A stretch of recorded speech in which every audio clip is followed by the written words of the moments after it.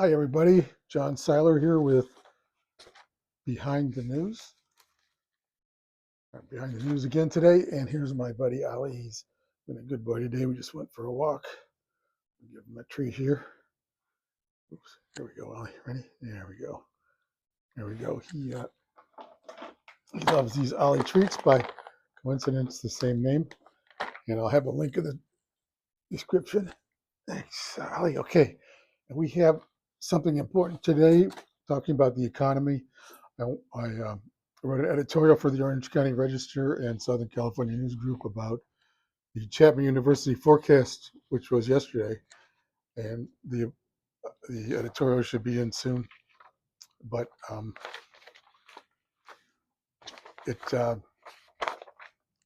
Chapman has this great forecast. They're the most accurate of all those in the country. Out of, I think, 48 people try to predict the economy, and they have various econometric models that they use. And the Chapman one, the main thing that I highlighted there was that economic growth is going to be 2% next year. This year it was 1.8%. This is nationally.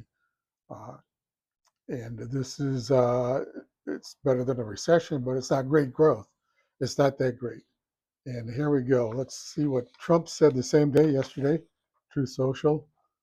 He says, I inherited a mess, capitalization, all caps, from the Biden administration, the worst inflation in history and the highest prices our country has ever seen.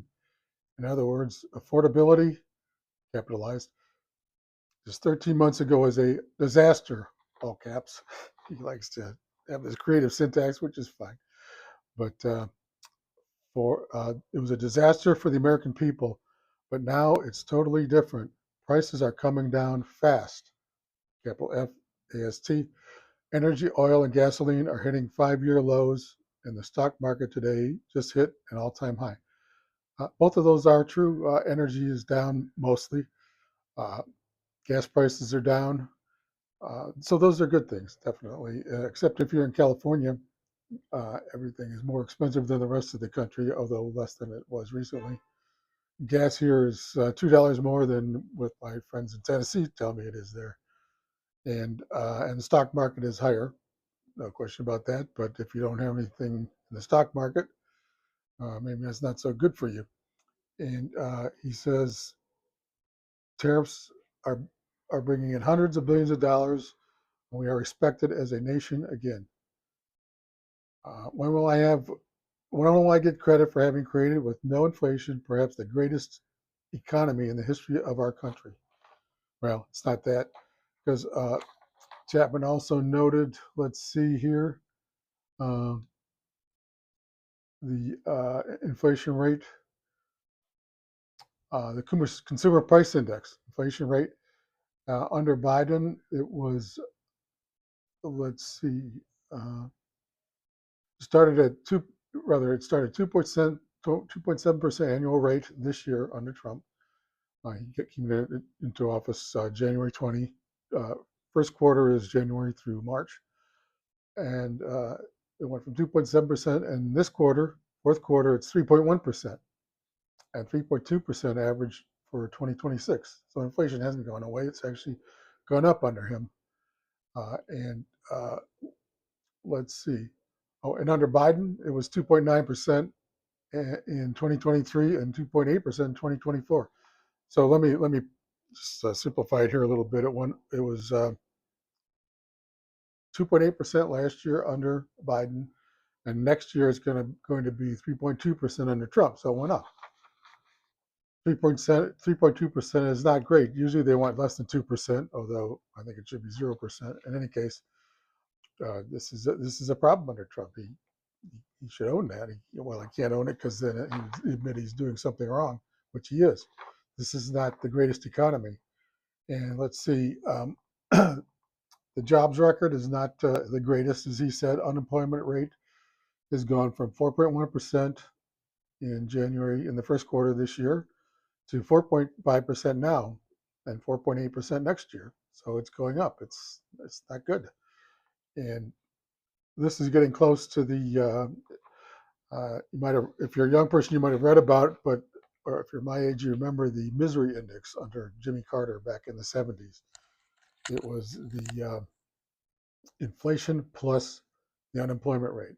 So under Trump, it looks like it's going to be next year 4.8% plus 3.2%. So that's going to be 8%.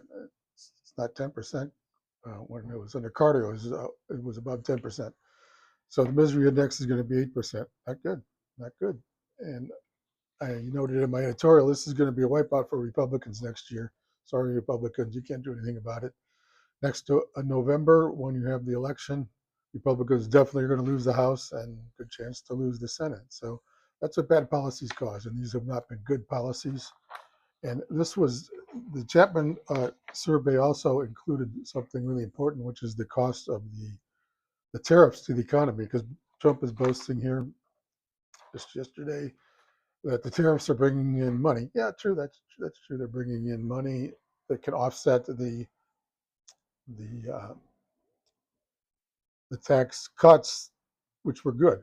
He cut our taxes. My taxes went down. Your taxes probably did too. The middle class saw taxes go down, so that's good. And so the rich people, they invest in the economy. It's not where Bernie Sanders wants to socialize everything like under the Soviet Union. We need to give tax cuts to the rich because they own the companies. They invest in the companies. Elon Musk is not obsessed with buying 10,000 Rolls Royces. He's obsessed with building more rockets. So that's good. But the problem was the tariffs did not offset enough the tax cuts, or rather, the tax cuts did not offset enough the tariff increases. They help somewhat, but if you do a swap like that back and forth, it can be tolerable. And then another problem the Chapman people noticed was Trump is totally erratic. We don't know what the tariffs are today or tomorrow. He keeps going, can't changing everything, so companies can't plan.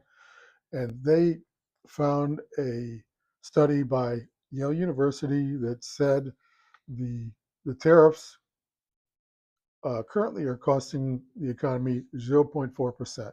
It's down 0.4% because of that, or reduced by that much.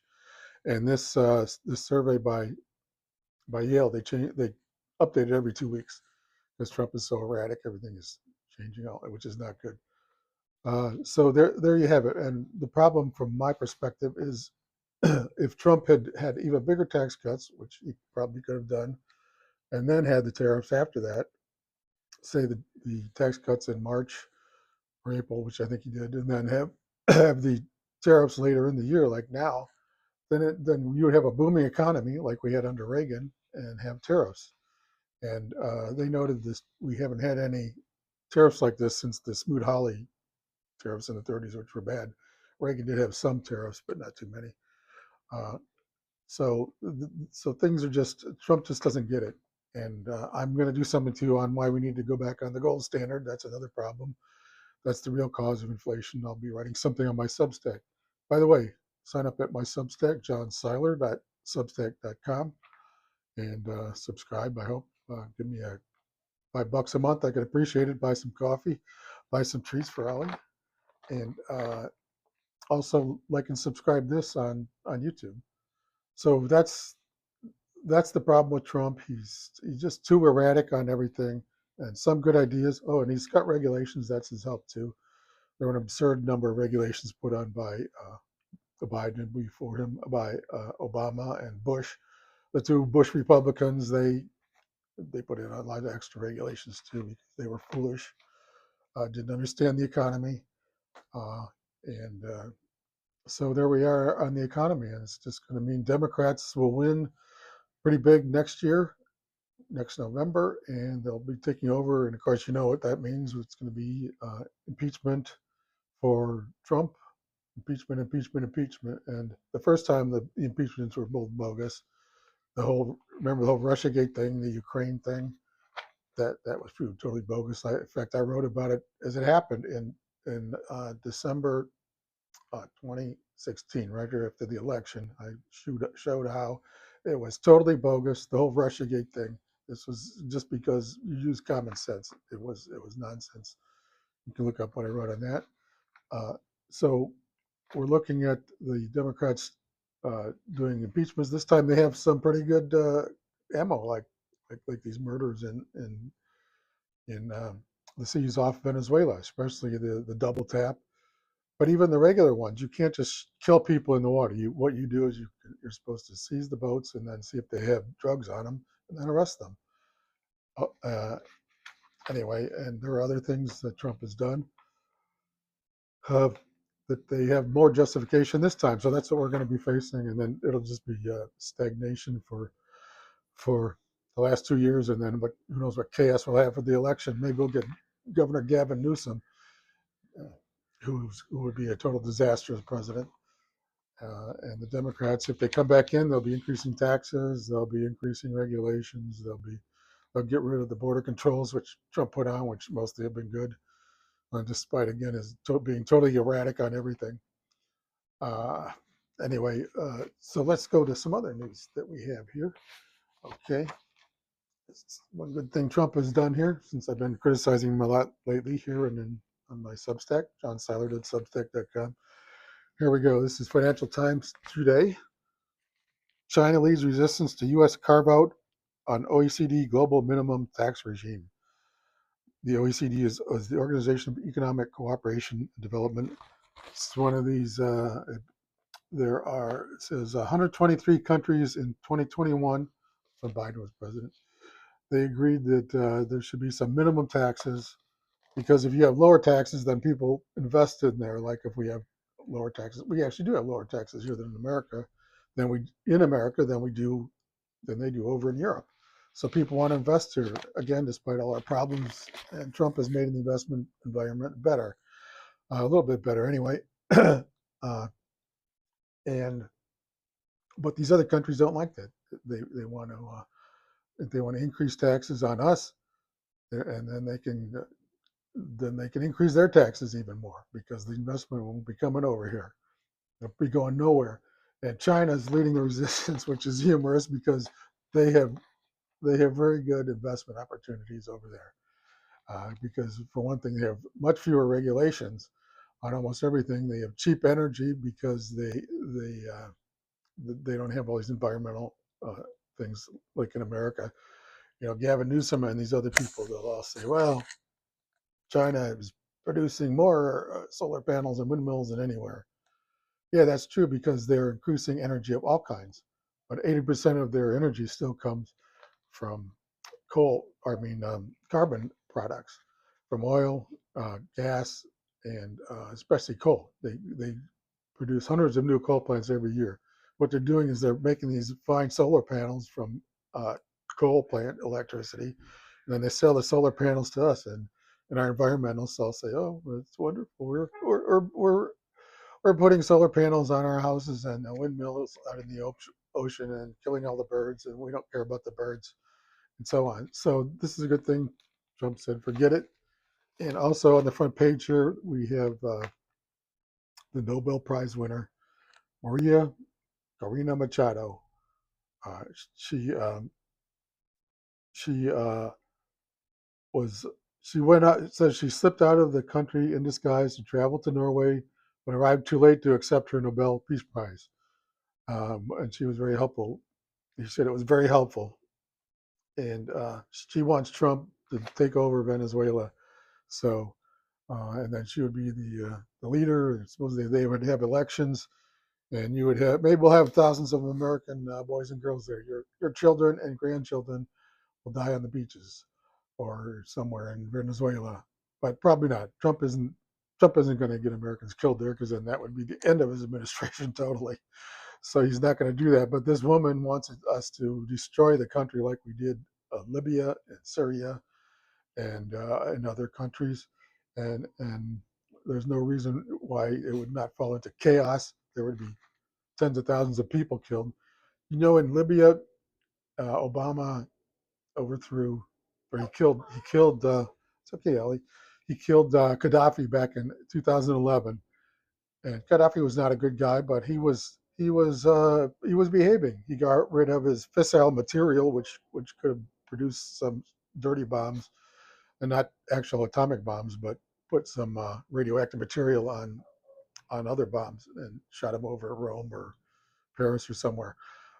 So he was behaving, and he got rid of that, and he was trading his oil and everything.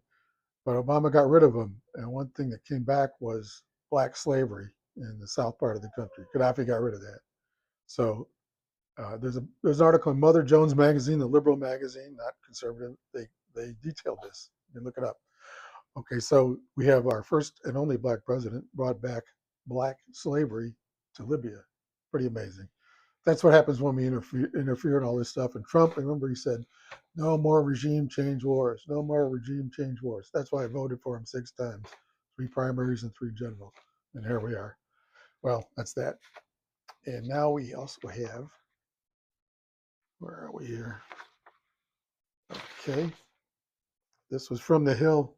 European powers rally behind Ukraine after Trump lashes out at Zelensky. I wish Trump would just have some consistent policy and not be blabbing all the time, but that's who he is. And what's the alternative? Kamala or Bernie or Joe Biden? He's walking around even more like a zombie than he used to be. It's amazing in America we can't really get better presidents, and it seems impossible. And for Republicans, who is the alternative? Nikki Haley wanted wars everywhere. So did the governor of Florida, DeSantis. He's a neocon too. More wars everywhere. Well, maybe it would have been better. They would have said, we're going to have all these wars. And then we didn't have them. Instead, we have Trump, who said no wars. And we have all these wars. But in Ukraine, he should just be walking away. But for some reason, he isn't. He said he'd ended in 24 hours. Anyway, European powers rallied behind Ukraine on Monday after President Trump lashed out at Ukrainian President Volodymyr Zelensky a day prior, accusing him of not reading the U.S. proposed peace plan to end the Russia-Ukrainian war. We stand with Ukraine, British Prime Minister Keir Starmer said on Monday, as the leader was hosting German Chancellor Friedrich Merz, Zelensky, and French President Emmanuel Macron of London. Starmer said if a ceasefire is to be reached, it needs to be, quote, just and lasting, unquote, stressing, quote, it is so important we repeatedly set out to the, excuse me, it's British English I'm translating. It is so important we repeatedly set out the principle that matters about Ukraine are for Ukraine, unquote. There's so much nonsense in this right here. Uh, um, First of all, matters about Ukraine are not about Ukraine only because this is great power politics, superpower politics. It's like matters about Cuba are not about Cuba only. Cuba cannot put Russian missiles in Cuba and aim them at the United States. That was the Cuban Missile Crisis of 1962. And Kennedy insisted they be removed, and they were. And at the same time, American missiles were removed from Turkey. This is 1962. That was not known until several years later because Kennedy didn't want it known because just a month after the October missile crisis was the election of 1962, November 1962, and the Democrats were one of the few times they were the party in power in the presidency, and they got more seats in the House and Senate. They went up. Unlike this time for Trump next year, it's going to be pretty bad. But so that's just nonsense. And for another thing, these guys, they have no armies. What are they talking about? They're talking about Starmers and these other guys, especially this guy Mertz. They're talking about war with Russia. Are they kidding? They have nothing.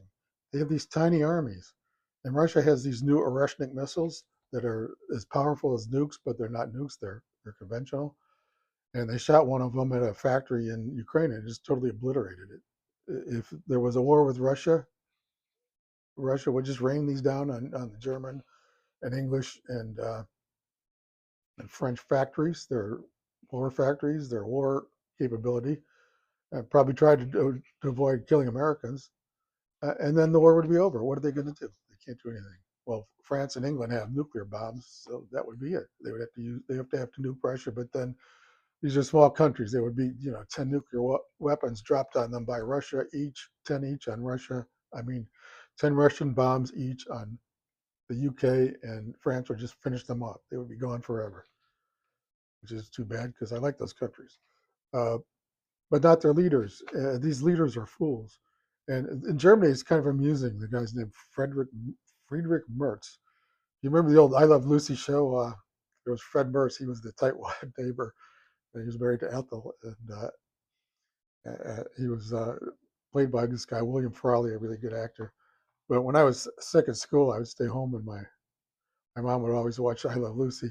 This was in Michigan in the '60s. So and also the guy before this was named Schulz, that headed Germany. So like Sergeant Schultz on Hogan's Heroes, he was he was saying, "I know nothing, I see nothing, I hear nothing." That's what this guy was from Germany. Germany has all their leaders are named after American sitcom characters. It's really weird. After Fred Mertz on I Love Lucy and Sergeant Schultz on Hogan's Heroes, it's just a comedy. If it wasn't so many people being killed, and the problem in Ukraine now is their army's been wiped out.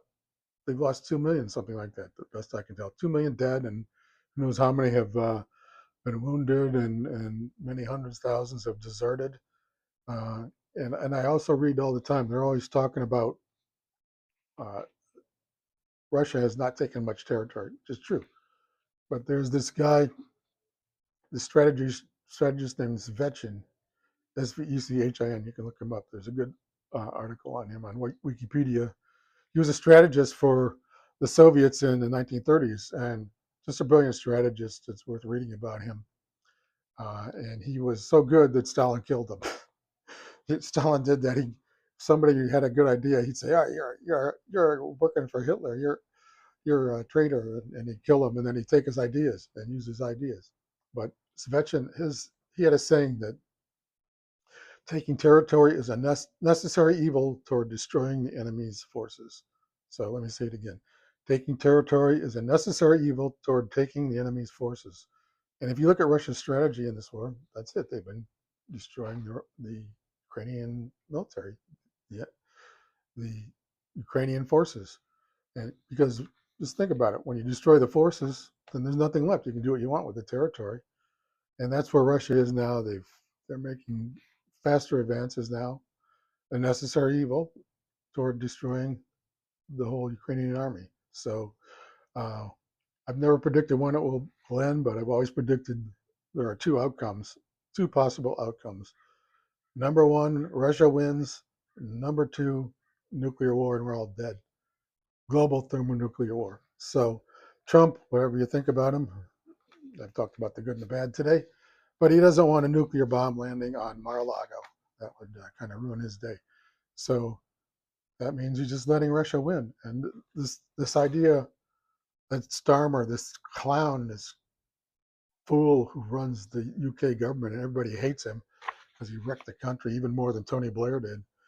Uh, he's talking about a ceasefire. Russia does not want a ceasefire because that would mean Ukraine would regroup and get more arms from Europe, which they have some that they're buying from us because they don't make many of theirs anymore.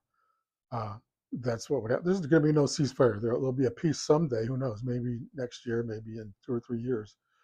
But only on Russia's terms. That's the way we are now. And anybody who thinks otherwise has no idea what's going on. It's just obvious what's going on. And Trump has realized that. I think he's just letting things happen. So, Ali, come here, Ali. Come here, Ali. Okay, so we had a little bit longer session today to talk about things. I hope you got something from it. And again, like and subscribe here. Maybe leave a comment. Ali will appreciate it. And let me get a new one. Oh, here we go. And check out my Substack, johnseiler.substack.com.